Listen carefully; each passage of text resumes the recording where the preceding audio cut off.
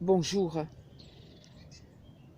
j'aimerais témoigner de mon expérience car peut-être peut-elle aider des personnes souffrant d'acouphènes.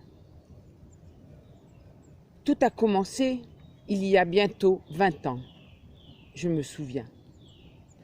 Je faisais la vaisselle quand tout à coup j'ai entendu des bruits comme un avion qui passe au loin. Mais je me suis vite aperçu que ce n'était pas de cela qu'il s'agissait, mais que c'était dans ma tête que ça se passait. Ça s'est arrêté tout seul, aussi soudainement. Cela s'est reproduit quelquefois, en voiture, en course. Ça venait, durait plus ou moins longtemps, et ça repartait jusqu'à un jour du mois de novembre 2005, où ils sont arrivés et n'ont plus jamais cessé. Depuis, je vis avec, la nuit comme le jour, et c'est parfois un boucan d'enfer qui me réveille la nuit. Cela a bousculé ma vie. Je me demandais ce qui m'arrivait. Est-ce que j'étais en train de devenir folle?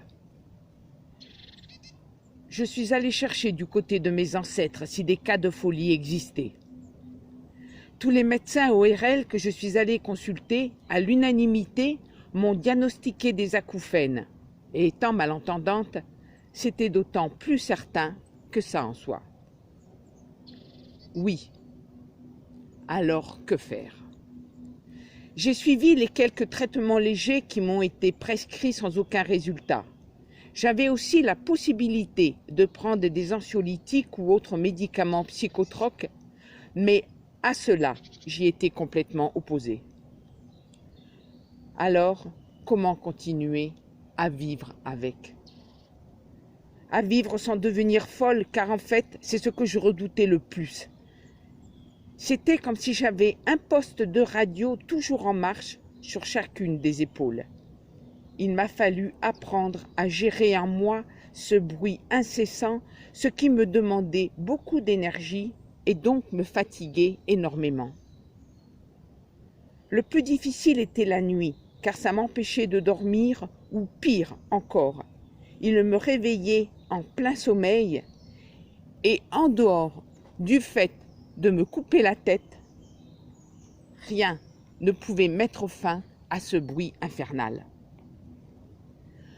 Par ailleurs, je m'obstinais à ne pas vouloir prendre de calmant quel qu'il soit, car ça aurait été tomber dans l'engrenage de la dépendance médicamenteuse, chose que je refusais absolument. C'est en moi qu'il me fallait trouver la solution. Mais laquelle? Comme j'ai toujours été attirée par l'astrologie, je me suis mise à étudier mon thème astral pour tenter de trouver une explication rationnelle à ce qui m'arrivait. Je me suis aussi intéressée à la psychologie, à la philosophie, toujours dans l'espoir de trouver une raison. Je cherchais aussi des informations sur le son et le pouvoir du son, car j'avais bien distingué dans ma tête qu'ils étaient toujours au nombre de 3, tous différents et se jouant en même temps sur différentes tonalités.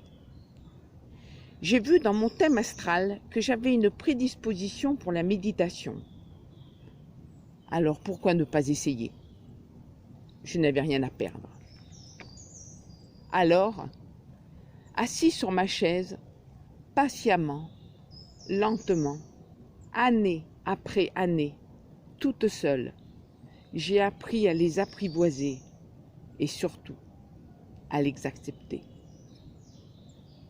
Au lieu de les refouler, je m'appuyais dessus pour méditer et je me suis aperçue petit à petit qu'au lieu d'être une gêne, ils pouvaient m'être d'une grande aide pour m'intérioriser et qu'en fait, sans eux, je ne pouvais même pas méditer du tout.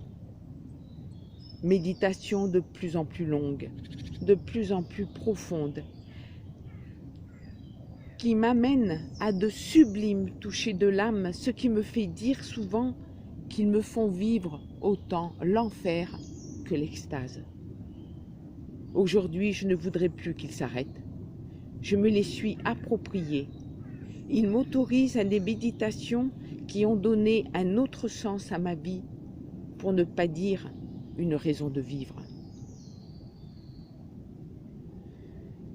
Si d'autres personnes ont comme moi trouvé le moyen de vivre avec leurs acouphènes une vie que je nommerai de normale, je serai heureuse de partager leur expérience. Merci de m'avoir écoutée.